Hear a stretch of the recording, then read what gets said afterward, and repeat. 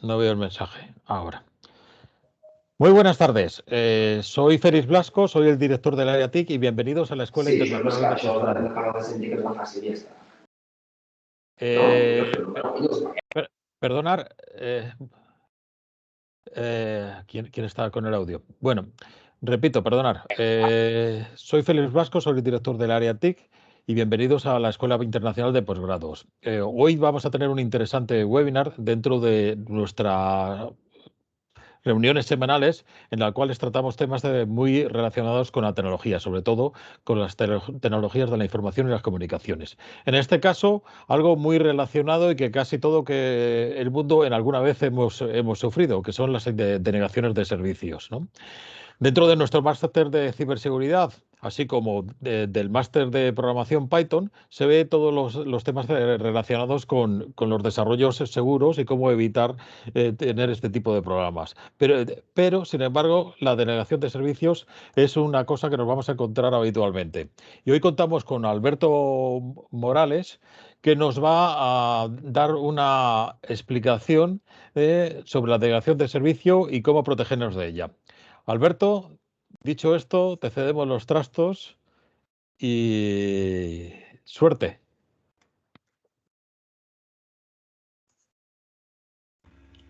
Muchas gracias. Bueno, pues comenzamos. ¿Les comparto pantalla? Sí. Ahí les va.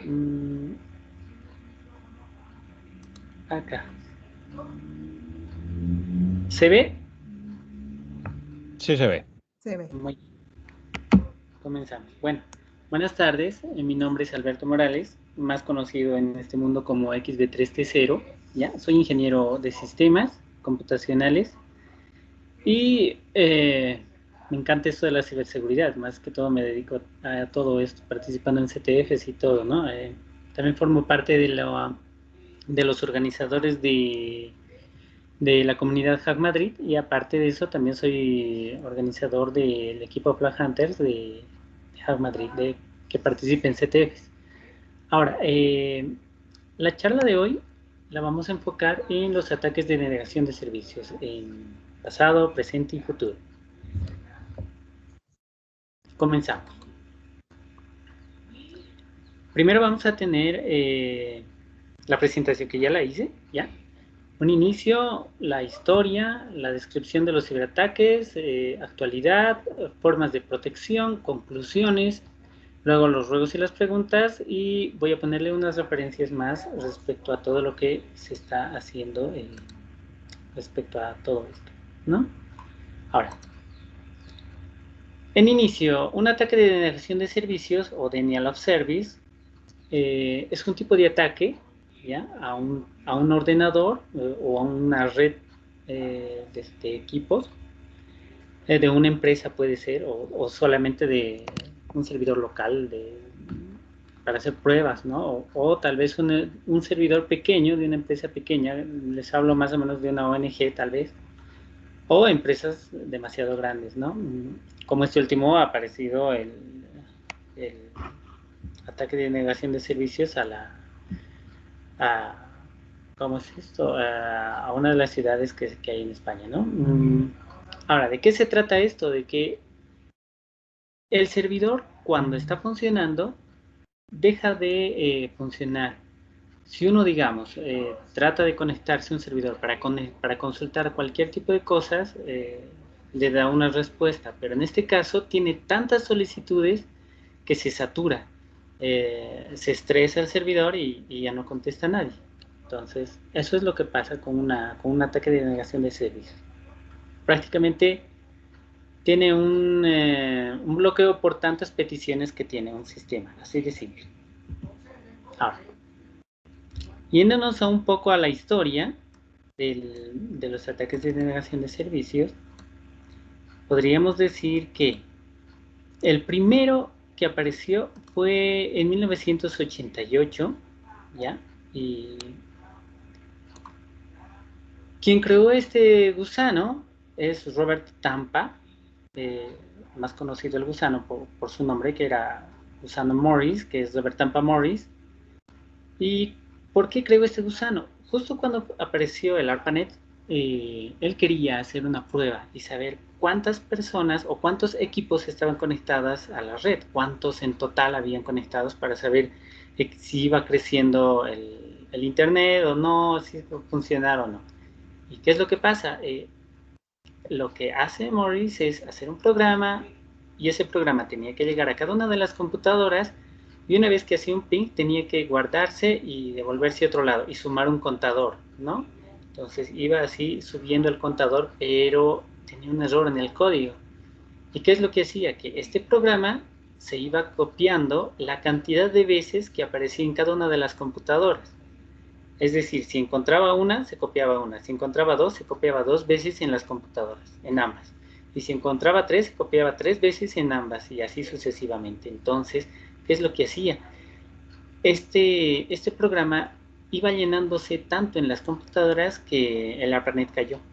Y se sabe que incluso tuvo una demanda donde tuvo que pagar dinero para que le vayan a soltar, digamos, ¿no? Y aparte de eso, tenía que ser trabajo comunitario.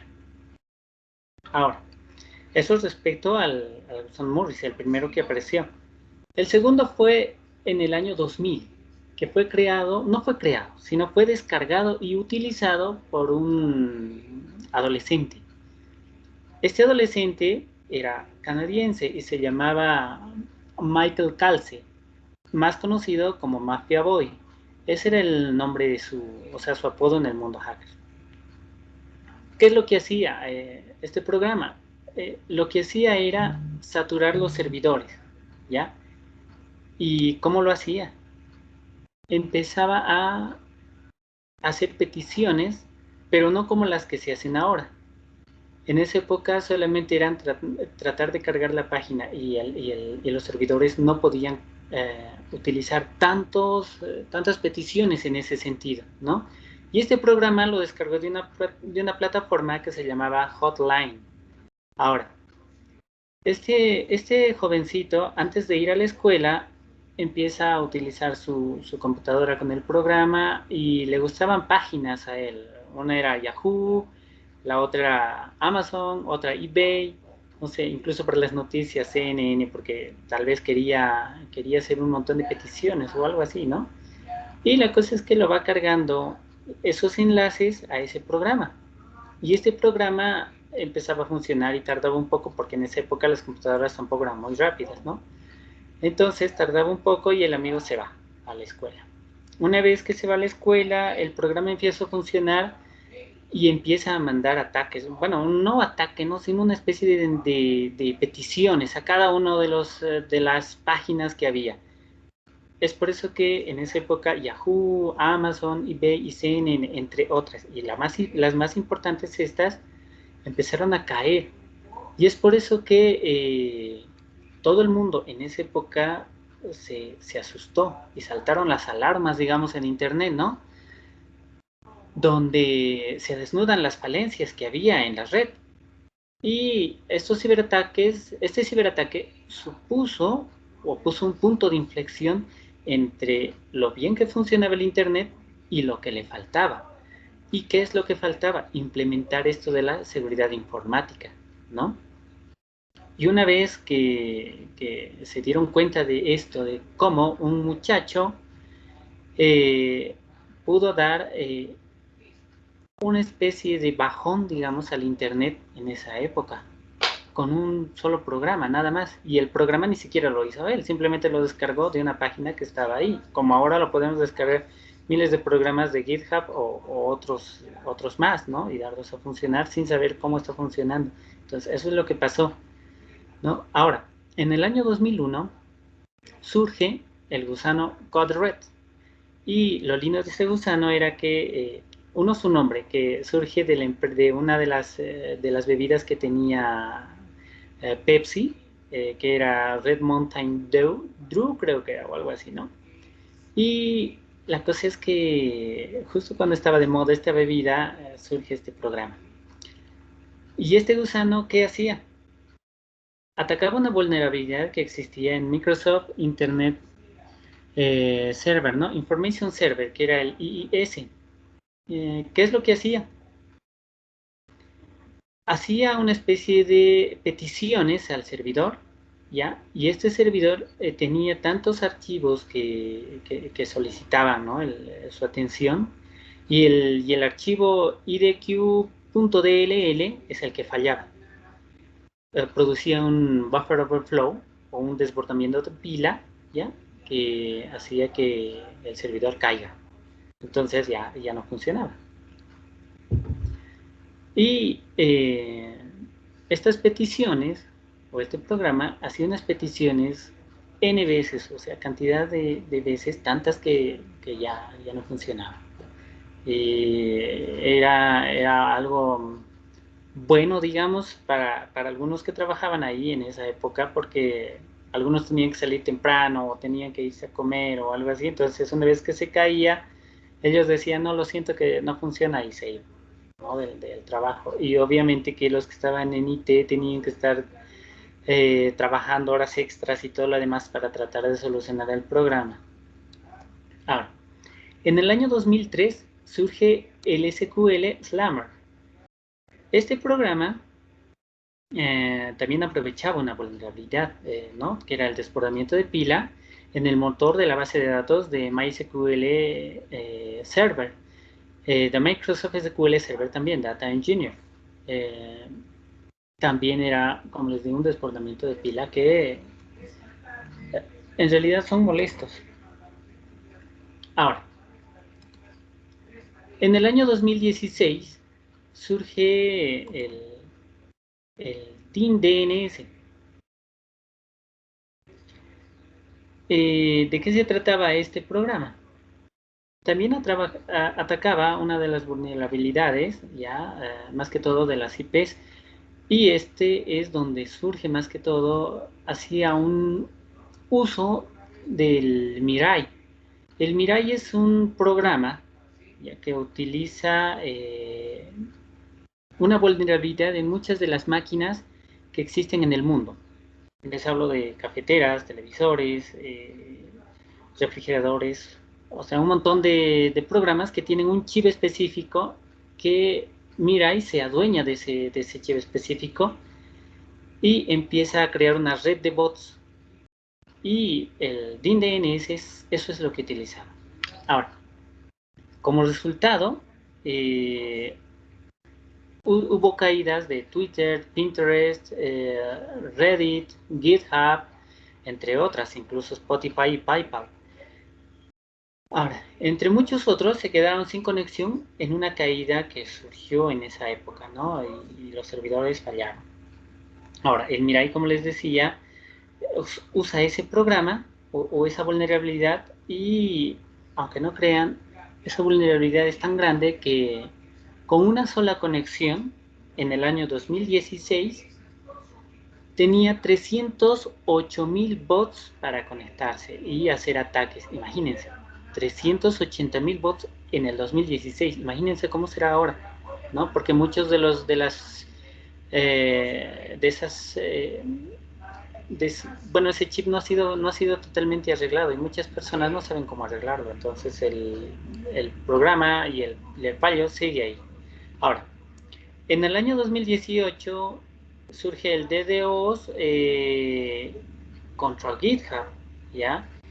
Ahora, ¿de qué se trata esto? De que este ataque hacía una petición de servicios entre 1.35 terabits por segundo ya de peticiones y saturaba el servidor de GitHub. Esta instalación dañó todas sus defensas, hizo caídas totales y el servicio obviamente se cayó, pero no por mucho tiempo, solamente por 5 minutos, pero la idea es que imagínense, a GitHub les hizo un daño tan grande que eso es una empresa que es muy importante, ¿no? Y eso en el 2018. Ahora, en el 2019, en el 2021, surge Meris, que es un ataque de OS también, que ahora hace 17.2 millones de solicitudes por segundo, imagínense. Entonces es por eso que muchos servidores caen. Meris cuenta con más de 30.000 a 250.000 bots, tanto en Rusia, la mayoría en Rusia y en China. Estamos hablando de por lo menos un 70 a 75% de bots a nivel mundial se encuentran en Rusia y China. Y esta vulnerabilidad que atacaban es el CVE 2018 14847. Este es un error que está existente aún ahora en los routers, en los sistemas operativos de los routers, ¿no? De algunas marcas, obviamente. Ahora, una breve descripción de ataques de OS. Un ataque de negación de servicios consiste en saturar con peticiones de servicio el servidor, como dije ahí, ¿no? Sistemas, aplicaciones o dispositivos hasta que éste pueda atenderlas provocando un colapso. O sea, no puede responder a nadie. Es como un montón de llamadas que surgen.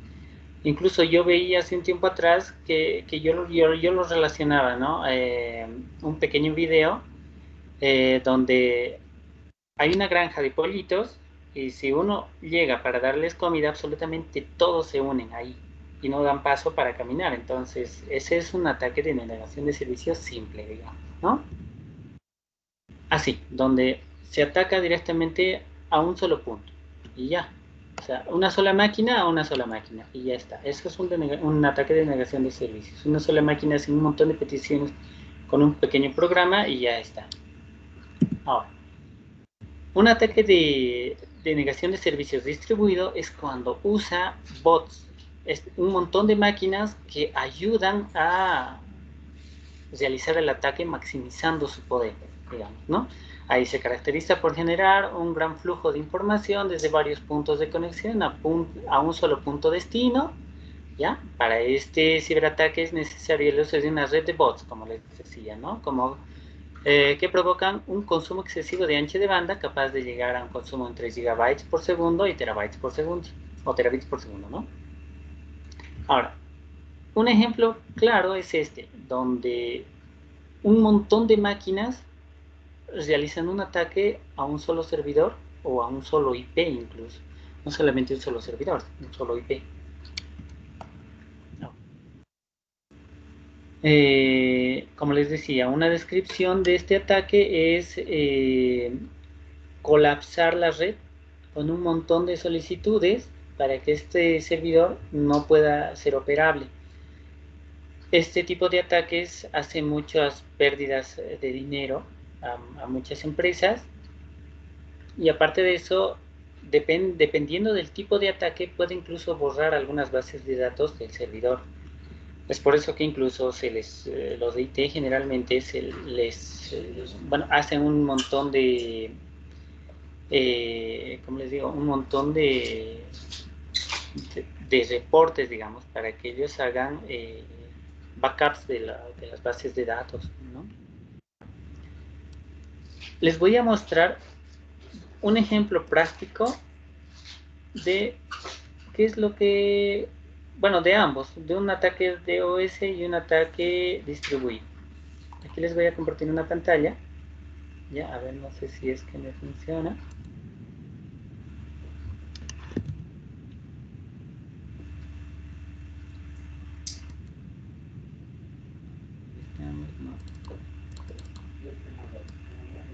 No me quiere funcionar, a ver.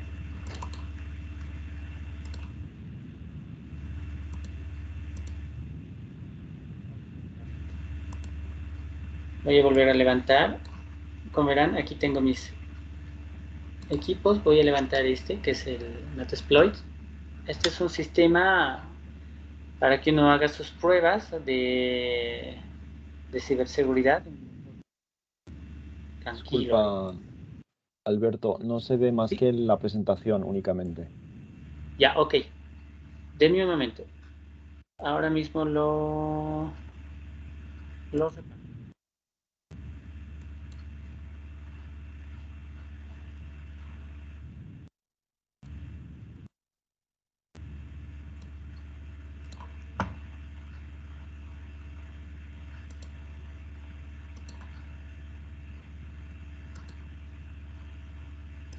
Voy a compartir nuevamente.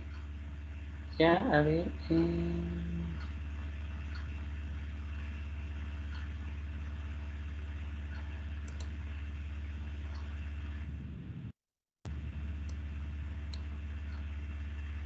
No sé si es que se ve mi Ahora se pantalla. ve Cali.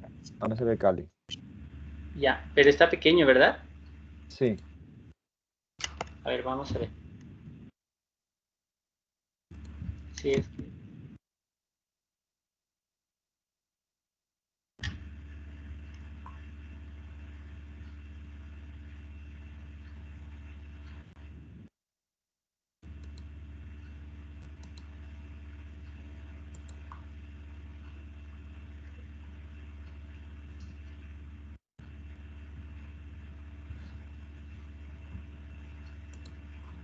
No sé si se alcanza a ver. ¿Está bien? Ha aparecido y luego se ha quitado el escritorio. Se ha quitado, solo se ve tu imagen. Ok. Puedes igual compartir Sí, la no se ve, pantalla no se ve. entera.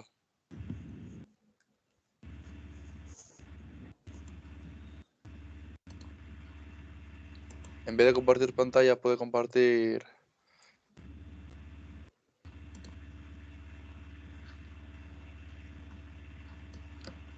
¿Ahora sí está mejor?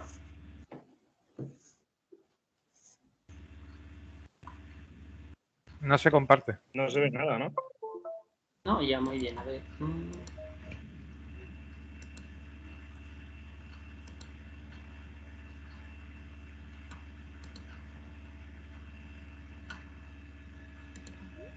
Vale, ahora Ahora se sí. ve Oracle. Pero Perdón. se ha ido otra vez. Sí, les comento que tengo un pequeño problema acá. A ver.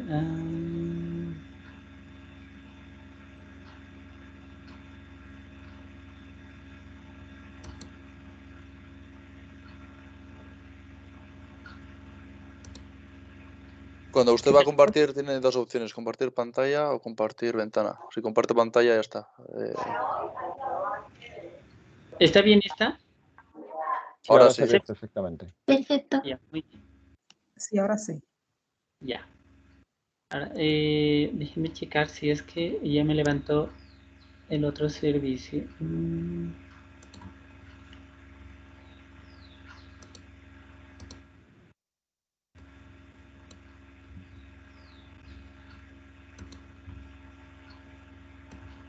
Ya. Muchachos, ¿cómo comparto mejor directamente todo? Quiero compartir mi segunda pantalla. ¿Hay alguna opción? Al dar a compartir le da opción de compartir ventana o compartir escritorio. Entonces se puede elegir un escritorio completo o una ventana. Ahí cuando le da a compartir aparece la opción. Si ¿Cómo tienes les- la opción de compartir pantalla o de compartir una aplicación específica, lo mejor sería compartir la pantalla y Vale, ahora Ok, se ve todo. ahora Perfecto. ¿cómo está? ¿Está Ahora mejor? está perfecto, sí. Y se ve todo. Ya, muy bien. Ya.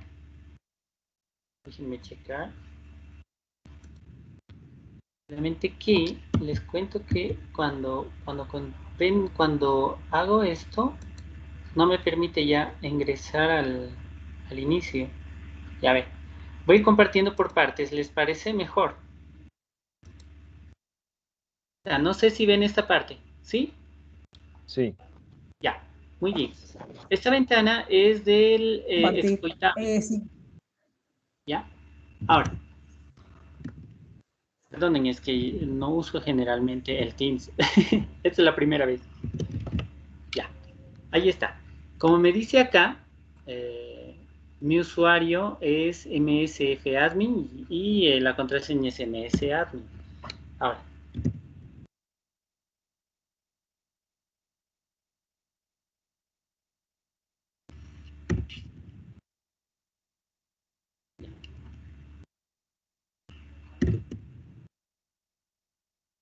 como verán, tengo un IP que es el 192.168.1.23.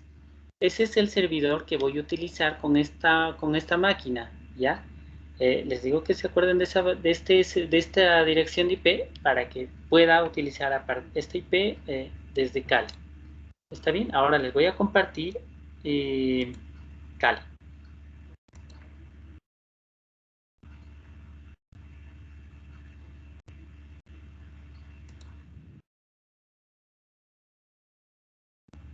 Ahora sí, ven Cali, ¿verdad? Sí, completo. Muy bien, genial. ¿Se ve? ¿O le amplío un poco más? No, Ahí se tal ve vez. bien así, ¿eh? Se ve bien. Ah, ya. Genial. Muy bien.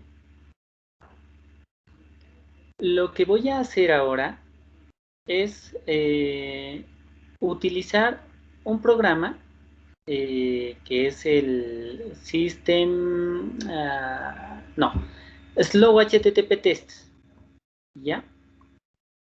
Ahora, ¿qué es lo que voy a hacer? Como verán, aquí tengo el servidor.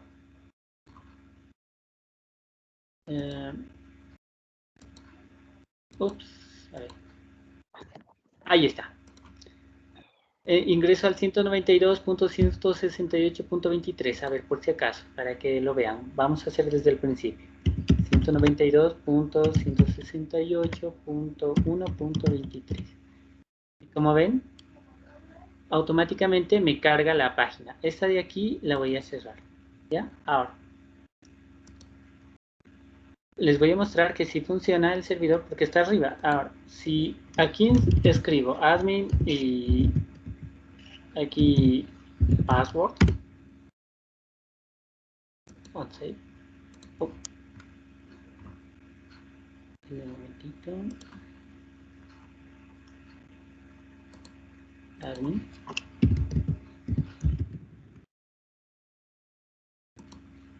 Ahí está.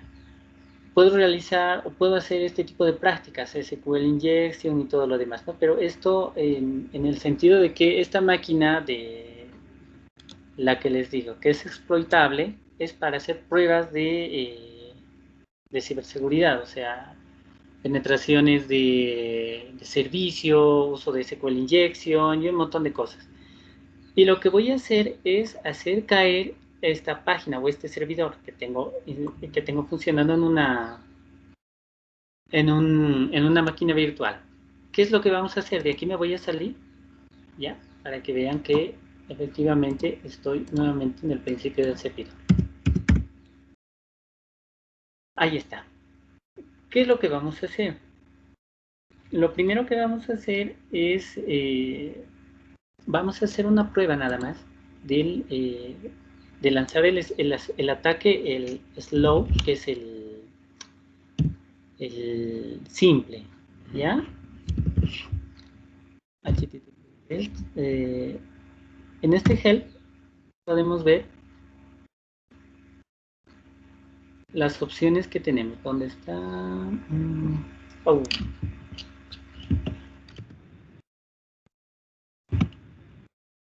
Y está. Estas son las opciones que tenemos para poder utilizar este programa. Tenemos, ¿dónde están? Aquí está la H, donde podemos hacer un slow load, un default, un body y así sucesivamente, ¿no? Aquí están generar estadísticas, conexiones, intervalos por segundo cuando realizamos el ataque, los targets y todo lo demás, ¿no?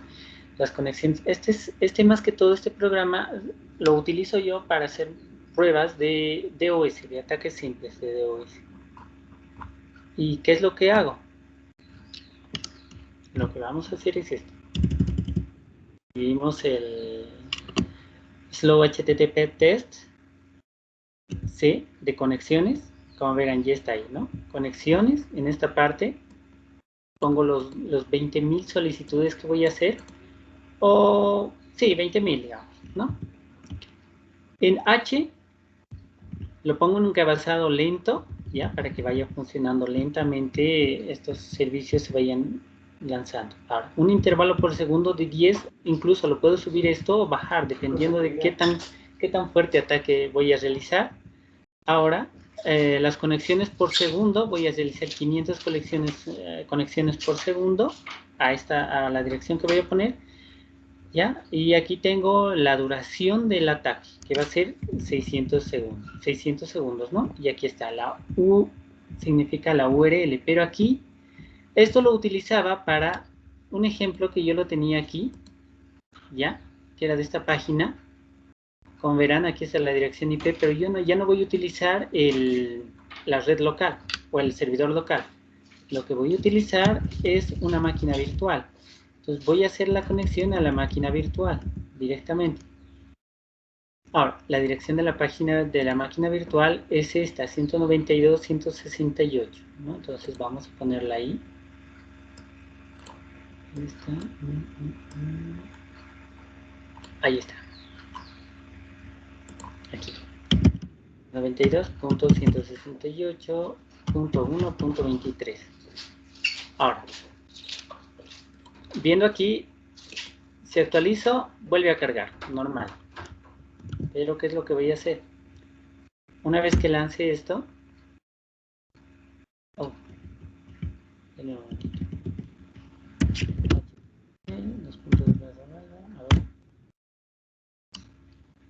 ahora no tendría que funcionar. Como verán, está caída la red y aquí me dice el servicio no está disponible. ¿Se dan cuenta? Entonces, si es que vuelvo a entrar a la página 192.168.1. La página ya no funciona. ¿Por qué? Porque tiene un montón de peticiones que lo está saturando y ya, no funciona. Pero como les decía, ahora está cargando incluso. Y directamente no ingresa. ¿Por qué? Porque está activo. Este es un ataque simple que se está haciendo de una máquina a una máquina. Ya, el ancho de banda que está utilizando obviamente que es considerable, pero tampoco es de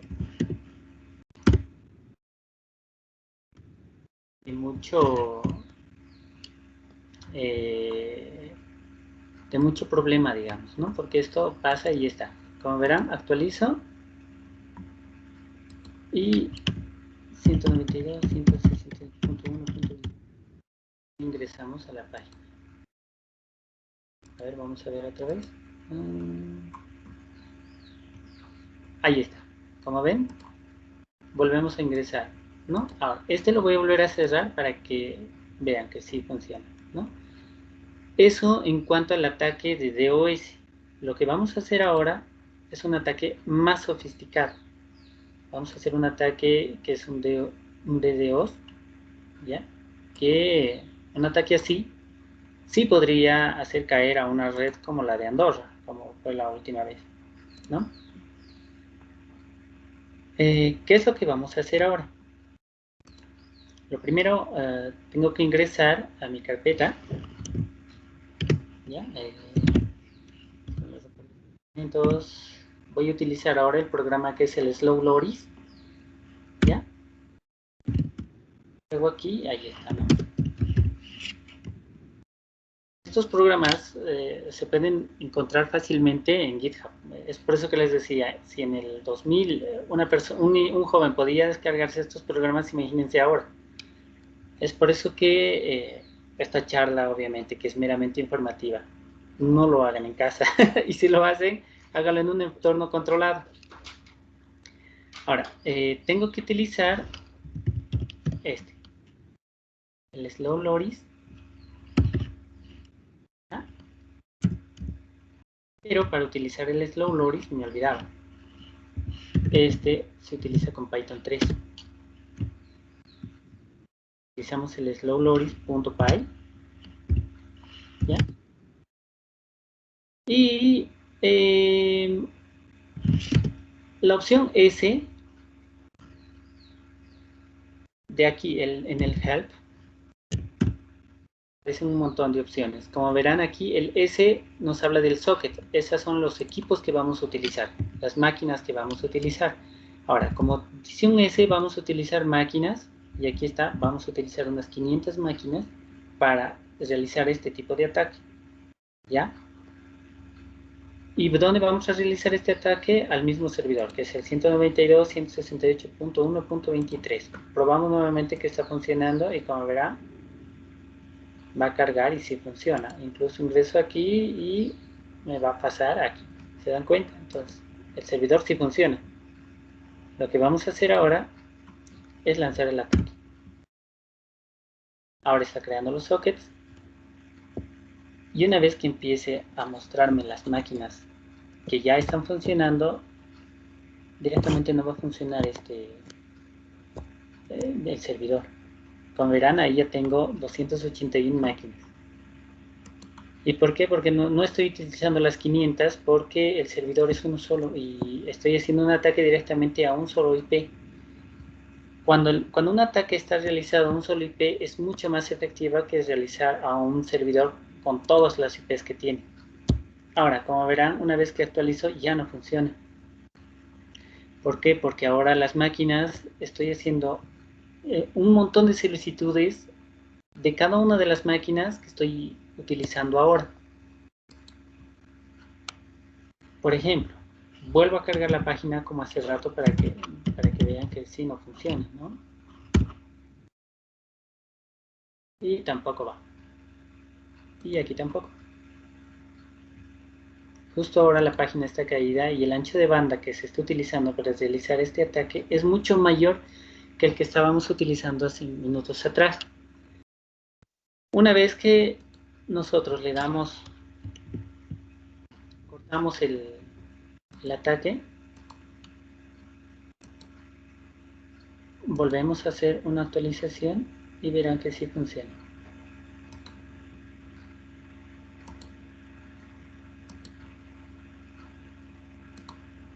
Ahí está, ingresa y aquí también. Y nuevamente probamos que sí efectivamente va. Es decir, Beto, tú estás emulando desde tu entorno un DDoS. Es decir, estás emulando un ataque distribuido desde muchos servidores, o sea, muchos ordenadores, a ese servidor MD Exportable. Sí, exacto. A ver, hasta aquí terminamos la presentación, ¿les parece? Del ejemplo. Ahora, volviendo a la presentación. ¿Dónde está mi presentación? Aquí está la presentación. Esto es lo que estaba realizando. En el primer ejemplo, estaba realizando. Era un ataque de un equipo a un equipo haciendo varias solicitudes, nada más. De un equipo a un servidor. Ahora, el segundo ataque que hice con el Slow Loris es esto. Hice un ataque de 500 máquinas a un solo IP. Ahora, generalmente, para saber qué IP atacar, es un trabajo que se tiene que realizar mediante un montón de investigación, ¿no? Más que todo eso es ya ciberinvestigación en el caso de que uno sea un atacante, digamos, ¿no? Entonces tiene que realizar una tarea y eso de verdad que son meses de pruebas. Y una vez que se encuentra el IP que se tiene que atacar, se usa los bots, se selecciona los bots que se necesiten y se ataca así directamente, como está haciendo justo ahí. Utilicé ahora, justo en ese ataque, en ese ejemplo, 500 máquinas para atacar un solo servidor. Es por eso que el segundo ataque es mucho más efectivo que el primero y es mucho más peligroso que el primero. Estaba emulando. ¿Se entendió, verdad?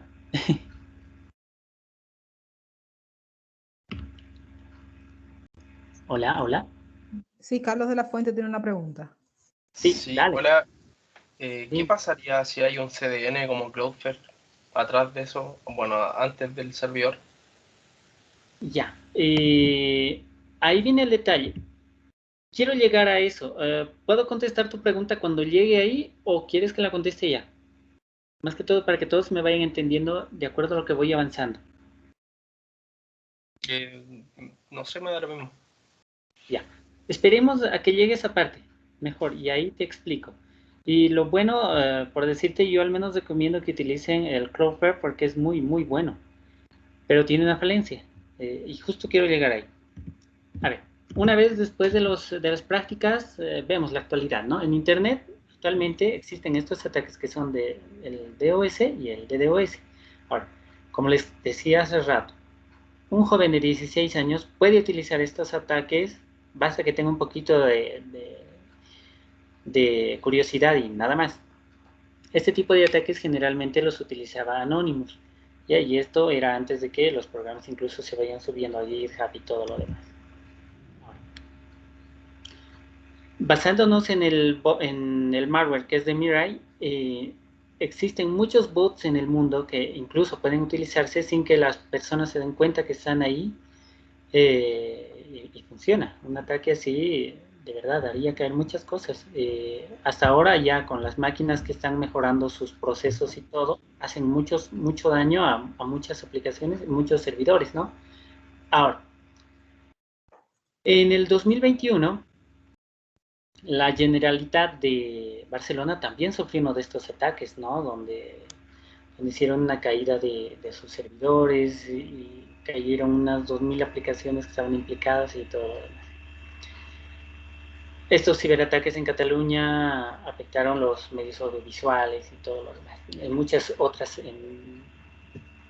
instituciones de la ciudad. En el 2001, los medios locales de comunicación como La Marea, El Salto y otros sufrieron ataques de denegación de servicio también, ocasionando que los lectores no pudieran acceder a los servicios. Ahora, el último ataque que fue era un DOS que se hizo hacia Andorra Telecom, y algunos de los youtubers, digamos, cayeron o perdieron conexión. Esto más que todo creo que no era en YouTube, sino era en Twitch, en la red de Twitch, y esto era porque estaban haciendo un concurso, creo, de un juego, ¿verdad? O algo así. Eso es lo que vi, lo último que funcionó, ¿no? Que todos estaban, incluso, creo que era un premium metálico o algo así. Ahora, las formas de protección, y aquí llego a la pregunta que había. El INCIBE recomienda este tipo de protecciones. Uno, tratar de convertirnos un poco de tratar de no convertirnos llamativos, ¿no? Con el servidor. Pero obviamente eso es un poco complicado porque si hay empresas que están ofreciendo un tipo de servicio específico y hay otra empresa, un ejemplo nada más, ¿no? Hay otra empresa que es la competencia, también ocurren este tipo de ataques que generalmente tratan de hacer caer y hacer perder credibilidad a la otra empresa. Ahora, contar con recursos infinitos, a eso se refiere a software y hardware y especialmente talento humano. A veces las empresas no invierten, y muchos del sector tecnológico me darán la razón, muchas empresas no invierten o no invertían tanto, y ahora un poquito ya van soltando, digamos, pero antes no invertían en el software ni en el hardware, y mucho menos en el talento humano. Basta que sea un amigo, digamos, o un conocido que ya esté necesitando trabajo o algo así, y así ingresar a la empresa y se hacía cargo de todo. Y es por eso que muchas empresas quebraron, porque perdieron información, les borraron sus bases de datos o les clonaron sus bases de datos y así. Y eso les hablo de ONGs, incluso hablando de empresas grandes como Telefónica, sí tienen este tipo de ataques también, que incluso les roban cierto tipo de información, ¿no? Y tienen que invertir en talento humano, que ahora ya he notado que invierten en software también y hardware. Pero muchas empresas tienen que adaptarse a lo que pueden y a lo que tienen. Entonces, lo mejor sería tratar de utilizar programas incluso gratuitos, que ya voy a llegar. Hay programas que son de código abierto, que sí funcionan. Ahora, implementar módulos diferentes que puedan trabajar de manera independiente o combinada. Uno son Protection, ya que es un mecanismo de protección que protege aquellas zonas de cara a Internet. El DDoS Protection, un módulo de protección de objetivos específicos, ¿ya? Luego contar con un grupo de apoyo profesional, como les decía antes, y herramientas capaces de detectar amenazas y neutralizarlas antes de que se produzcan. Y eso es vital, que uno ponga todas las herramientas posibles y todo lo que pueda para evitar este tipo de ataques. ¿Y cómo lo hace? Fácil, simplemente tiene que ponerse a pensar en que ya le están atacando, que el ataque ya es en este momento, en este instante, y qué es lo que va a hacer, ¿no? Si llegara a producirse un ataque, es muy, pero muy difícil que este ataque se pueda dar de baja, ¿ya? ¿Por qué? Porque estos ataques, si está hecho de buena manera, enviando un ataque específico y bien dirigido a una empresa, no importa qué profesional sea el que esté a cargo, perdón, siempre va a fallar. ¿Por qué? Porque en el otro lado también hay profesionales que saben lo que están haciendo. Entonces, es mejor mitigar este tipo de amenazas antes de que ocurran que cuando están ocurriendo. Y es por eso que esto de los programas que ayudan mucho para que funcione, ¿no? Para una barrera, digamos. Esta es una captura que está hecha ya de un ataque que está hecho a un servidor, pero utilizando Cloudflare, ¿ya? Y como verán, ahí hay una solicitud de 480 gigabits por segundo de los ataques, ¿no? Y como verán, el ancho de banda es inmenso. Los ataques de respuesta que se pueden utilizar son distintos. Uno, configurar dispositivos perimetrales. Otro, el servidor web no debería de estar expuesto a internet. Bueno, al menos el importante, ¿no? O por lo menos que no esté conectado de forma directa. Es decir, que esté detrás de varios perímetros y hay ISOs que informan sobre esto para que uno pueda realizar un mejor cuidado de todo esto. Realizar un reverse proxy de hardware y software que permitan balancear la dirección IP. Luego, los ciberataques, en caso de ser constantes, se puede obtener, y esto es verídico. Si un ataque es muy persistente, ¿ya? Y uno está a cargo del servidor que está siendo atacado, es difícil mitigar en ese momento, pero sí se puede hacer una reingeniería. O sea, dirigir un tipo de ataque tal vez a los IPs que están enviando este tipo de ataque y irlos bloqueando con el Cloudflare, como les decía. Sí se va bloqueando, se pone un IP que no queremos que conecte y ya, menos un IP, digamos, pero imagínense que son varias máquinas, entonces directamente ponemos un rango. ¿Por qué? Porque ya tenemos un rango específico de lo que ya estamos estudiando, y es por eso que viene aquí, ¿no? Los ataques, en caso de ser constantes, se pueden obtener una estructura criminal de cómo operan los cibercriminales mediante estadísticas sobre el poder de cómputo que tienen y ver en dónde se encuentran las botnets y junto con sus IPs, como les decía. Y es por eso que les comentaba también que hay muchas bots que están en Rusia y también en China. Bueno, más del 50%, crean. Otras formas de proteger de un ataque de DOS o DDoS es bloquear el IP atacante, como les decía antes, ¿no? Bloquear los IPs, ¿ya? Luego instalar un WAF o un firewall o aplicaciones de reglas, ¿no? Un rate limit, digamos, también. Esos ya son servidores que se pueden instalar dentro de la institución. Pero obviamente que cuestan un poco más, pero de verdad ayudan mucho y ya no es necesario implementar más, simplemente hacer mantenimiento de esa red. Ahora, detectar intrusos dentro de la red. Otra puede ser instalar un software anti-DOS como Akamai, Cloudflare, como les decía, Imperva, DDoS, Protection, Incapsula, WinSync, y estos son algunos estos últimos son de software libre. Ahora, como les comentaba antes, el Cloudflare y el Akamai, incluso, por no decirles todos, estos softwares tienen un problema. Si a Cloudflare le atacan, digamos, ¿no? Con un tipo de máquinas, Cloudflare levanta otros servidores, ¿ya? Que permiten mitigar este tipo de ataque.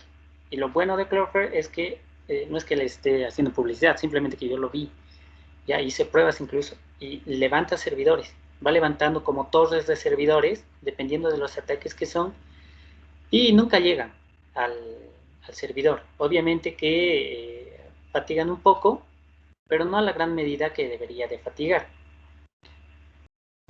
Pero aquí viene el detalle. Cloudflare da una mitigación siempre y cuando no esté siendo atacado el IP principal de Cloudflare, donde está el servidor instalado Cloudflare. Si están atacando a todos los otros IPs que están, Cloudflare va levantando torres, van mitigando el ataque y ya.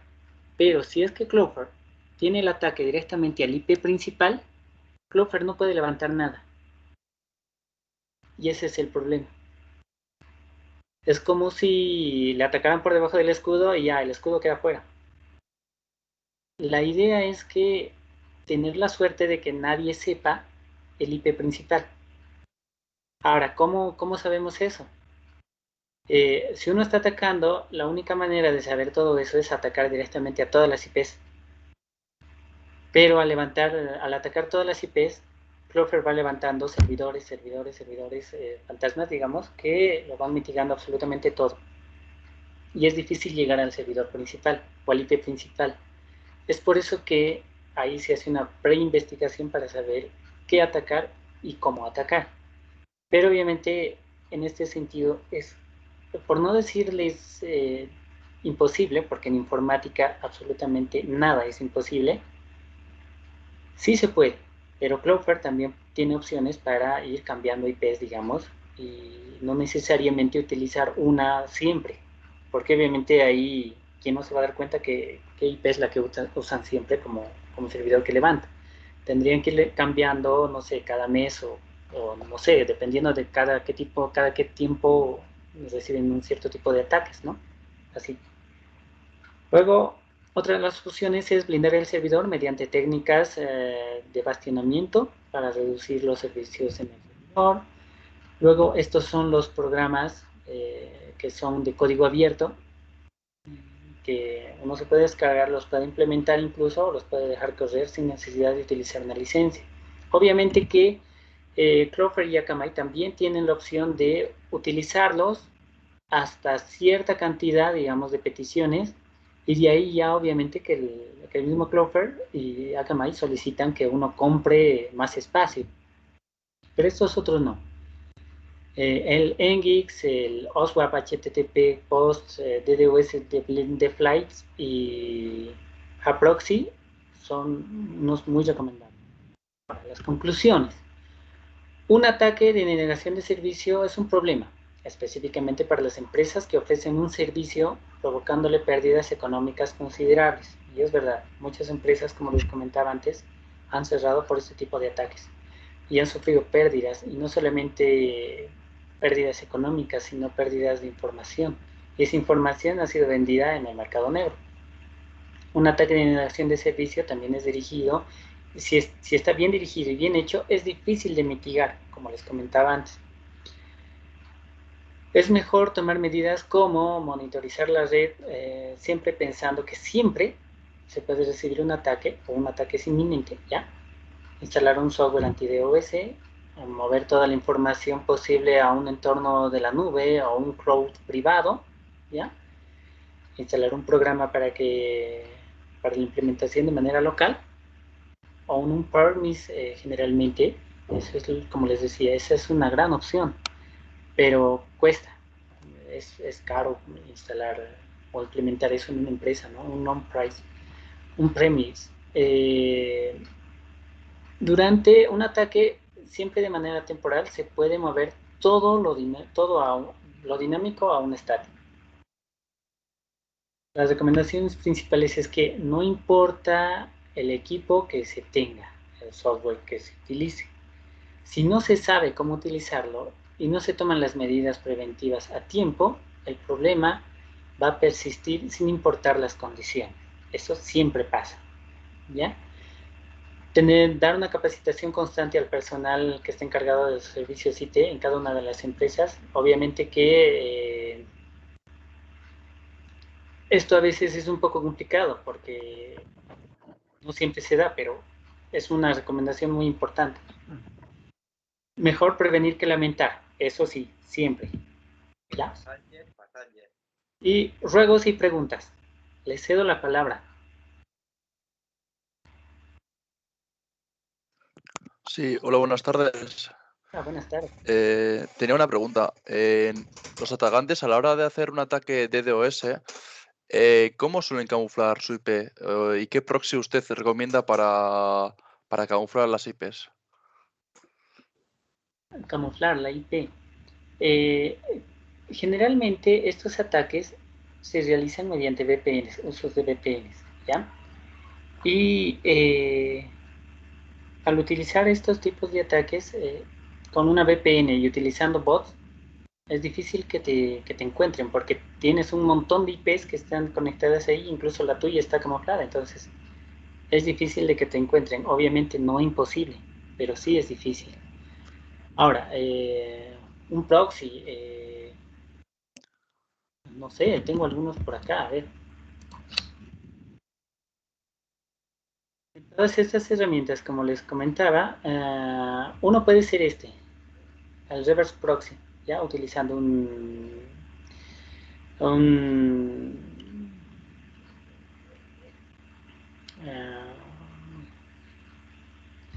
implementando un hardware y software, obviamente que sí te funciona. Y hay otros programas más que, como te decía, están aquí. Ya, eso es cuestión de ir probando, porque como te digo, en ese sentido yo prefiero utilizar Clover y ya. No me preocupo de nada más porque ese es el que me ha funcionado y muchos de mis amigos que tengo que están encargados de así de servidores me lo han recomendado. Obviamente que no me han dado un ataque tremendo, digamos, pero sí obviamente ya sé cuál es. Gracias por su respuesta. Muy bien, Diego.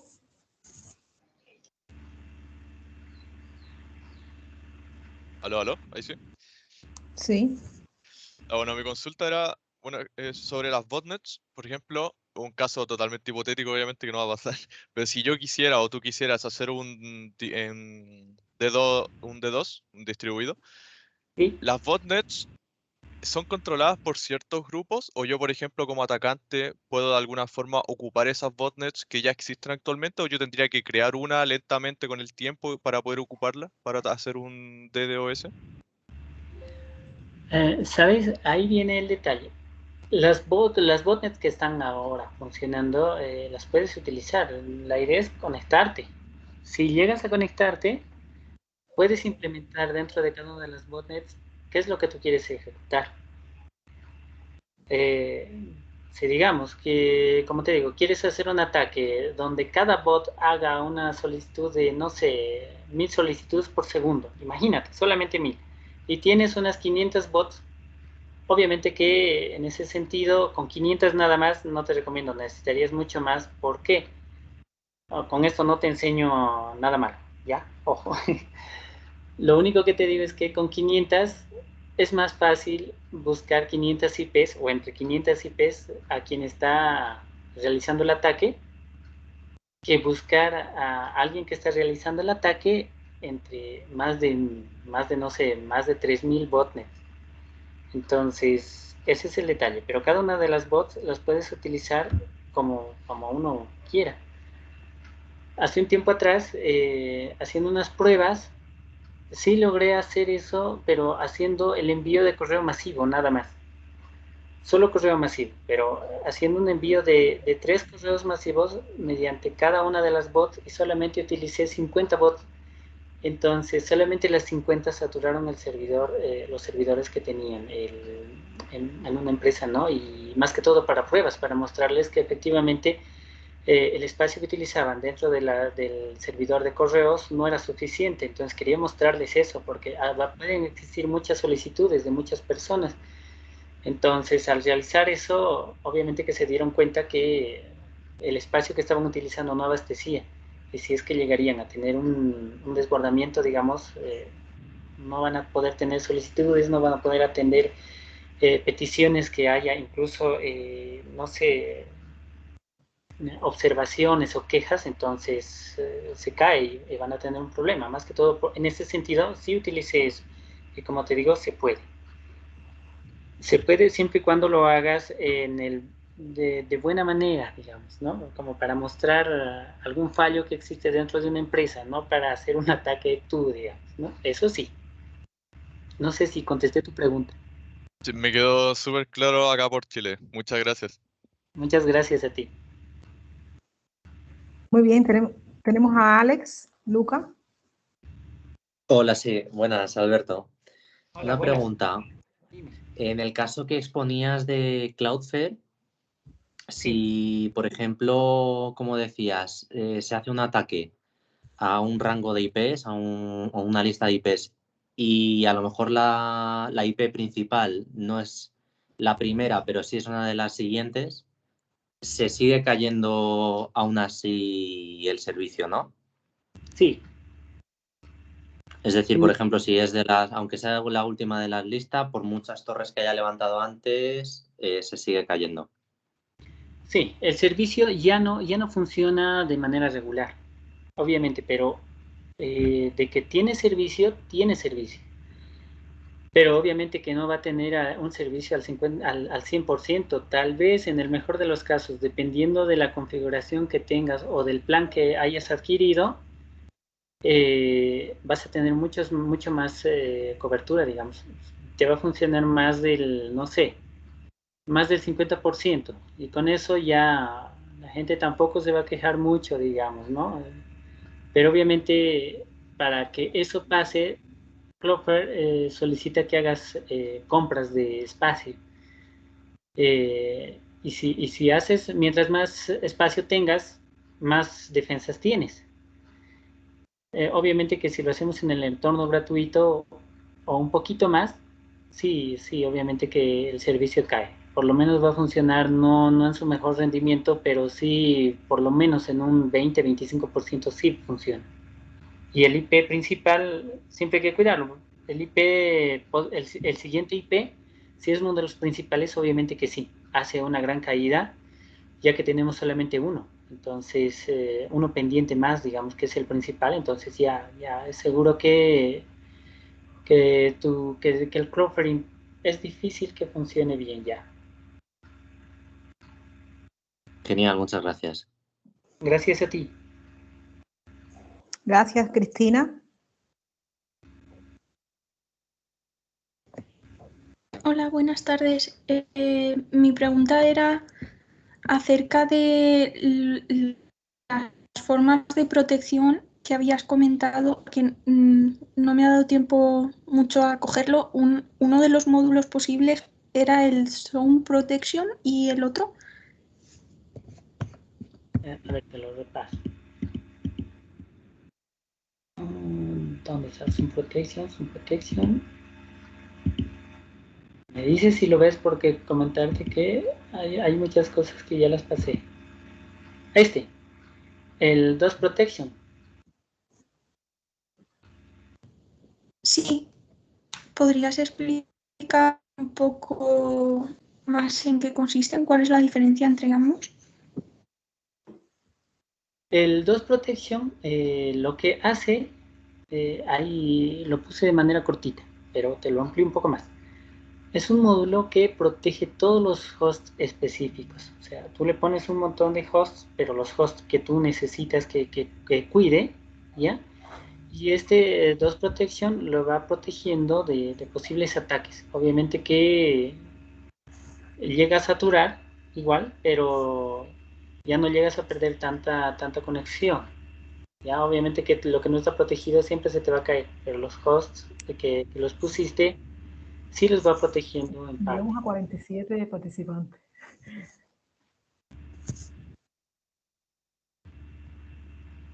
No sé si contesté tu pregunta. Sí, gracias, Alberto. Gracias a ti. Gracias. Obaida. Hola, buenas tardes, Alberto. Me ha llamado la atención, has puesto como una de las herramientas de mitigación Nginx, que al final es un servidor web. Entiendo que se podrá utilizar como un proxy inverso o cómo se utiliza como una herramienta de mitigación en estos casos. ¿Dónde está? A ver, déjame encontrarle.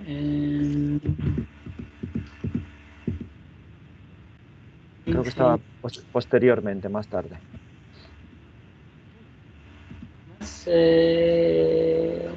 No, más No. tarde al final. Ah, ya, ahí está, sí. Estos son algunos de los softwares de mitigación de servicios ya distribuidos más que todo, que son de código abierto. Eso sí, algunos son servidores. Obviamente que son para implementación en caso de que sea una, no sé, como les decía, una ONG o una empresa pequeña. Ya generalmente no tienen recursos como para cancelar un servicio, digamos, de profe, uno que sea muy bueno o otro de ese tipo. Entonces, en ese sentido, sí, estos 4 al menos, sí te funcionan para que te ayuden a mitigar mucho esto de los ataques de OS. Obviamente que no todos te protegen de la misma manera, pero sí protegen en la forma en la que están diseñados, ¿no? Disculpa, Alberto, o sea, mi pregunta es, ¿cómo se utiliza? ¿Como un proxy inverso? ¿Qué es lo que se hace exactamente en estos casos, en este tipo de herramientas? La funcionalidad me refiero. Ah, ya. El Nginx, más que todo, según lo que me comentaron, lo utilizaban como un proxy inverso. Ahora, en el sentido de que si lo utilizan de otra manera, no sabría decirte porque créeme, me lo recomendaron. No lo utilicé, pero me lo recomendaron. Muchas de las personas que están utilizando, digamos, esto más que todo como software libre, porque más que todo necesitaba encontrar programas, digamos, de software libre para que puedan utilizar algunas empresas y esto es lo que averigüé de recomendación, ¿no? Pero de utilizarlos, no los utilicé, créeme. Se me dijeron que lo utilizaban como proxy inverso. De acuerdo, gracias. Gracias a ti. Pues, ¿alguien tiene alguna duda más o algo que preguntar?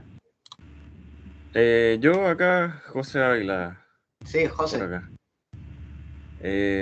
Profesor, consulta, en las medidas de mitigación mostraba que obviamente bloqueando el IP es una forma de mitigar el ataque, pero ¿qué pasa si el atacante usa programas o sistemas para cambiar el IP y ir rotándola por cada petición?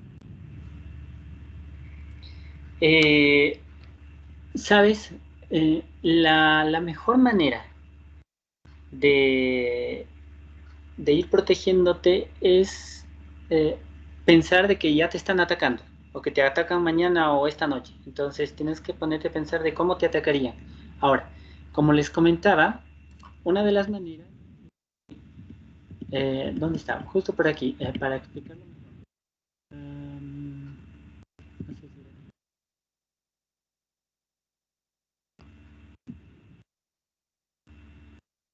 Ya. ¿Qué es lo que pasa? Cuando hay un montón de bots que te están atacando y el ataque llega a ser persistente, el técnico ya sabe quién es o sea, qué tipo de IPs y qué rango de IPs te están atacando. Puede ser, no sé, desde 192.215.20, digamos, no sé, desde el 100 hasta el 200, digamos, ¿no? Entonces, tú ya sabes ese rango de IPs y directamente todos los bloqueas. Obviamente que eso te va a mitigar y te va a hacer un bajón para que tú realices otro tipo de tarea para poder mitigar el ataque. Obviamente que el atacante siempre te va a cambiar el IP, siempre. Te va a poner nuevos rangos de IPs y todo lo demás. Pero obviamente, esto lo que te digo de bloquear IPs es siempre y cuando el ataque sea persistente. Porque si es persistente, tú vas a poder hacer una investigación de qué tipo o qué rangos de IP te están atacando. Si el ataque no es persistente, esa recomendación que te doy no te va a servir. ¿Por qué? Porque los IPs van a ser randómicos y tratar de bloquear un IP que es randómico es prácticamente difícil, por no decirte imposible, pero sí, aparte el ataque es cuestión de minutos y tú no vas a tener tiempo de ir escribiendo incluso más de 10 IPs. Entonces, esa es la idea. si es que un ataque llega a ser persistente, sí se puede bloquear IPs. Pero en caso de que no sea persistente, tratar de bloquear las IPs principales. Eso sí. Incluso se puede hacer una especie de investigación para saber qué lugar te han atacado, para saber cómo bloquear las IPs que vienen de ese lugar. Hace un tiempo atrás estaba viendo que uno estaba realizando este bloqueo. Y te explico cómo. Esta es una captura de un ataque que estaban realizando. ¿Y qué es lo que es? Al realizar estas estadísticas, al extraer estas estadísticas de Cloudflare, se podía ver de qué lugar del mundo provenían más ataques. Y en ese mapa puedes observar que la mayoría vienen de Rusia. ¿Por qué? Porque en Rusia están la mayoría de los bots del mundo. Entonces tú bloqueas directamente todas las IPs de Rusia y ya está. Porque digamos, tú estás encargado de una empresa, hay una empresa multinacional. Ahora, esa empresa multinacional realizan pedidos al servidor. Una vez que realizan pedidos al servidor, de distintos países te das cuenta de que de Rusia nunca hacen pedidos. Y como nunca te hacen pedidos a la empresa de Rusia, entonces, o desde Rusia, entonces, ¿qué haces? Bloqueas directamente las IPs de Rusia. Claro, obviamente que ahí, digamos, estarías perdiendo tal vez clientes. Pero no sé cuál es más importante, ganar un cliente o perder toda tu información. Entonces, esas son opciones también que uno tiene que ponerse a pensar en ese sentido. Y no te hablo en el sentido de que esa información la tiene que tomar un técnico o el encargado de los servidores, sino tendría que tomarlo la junta directiva de la empresa, ya, siempre y cuando el técnico vaya con todos los argumentos necesarios para explicar del por qué debería de realizarse este tipo de tareas, ¿no? Entonces, así, esa es la mejor respuesta que te puedo dar a tu pregunta. No sé si la hice bien. Sí, perfecto, profe. Bueno, gracias por tu pregunta. Bueno, Alberto, parece que no hay ninguna duda más, vaya. Muchas gracias. Nada, Alberto, muchas gracias por dedicar tu tiempo con nosotros y un saludo. Un saludo a todos y muchas gracias. Muchas gracias a usted por aguantarme en la charla. Espero no haber sido un poquito aburrido. ¿Qué va? Estuvo genial, gracias. Gracias a ustedes, que les vaya bien.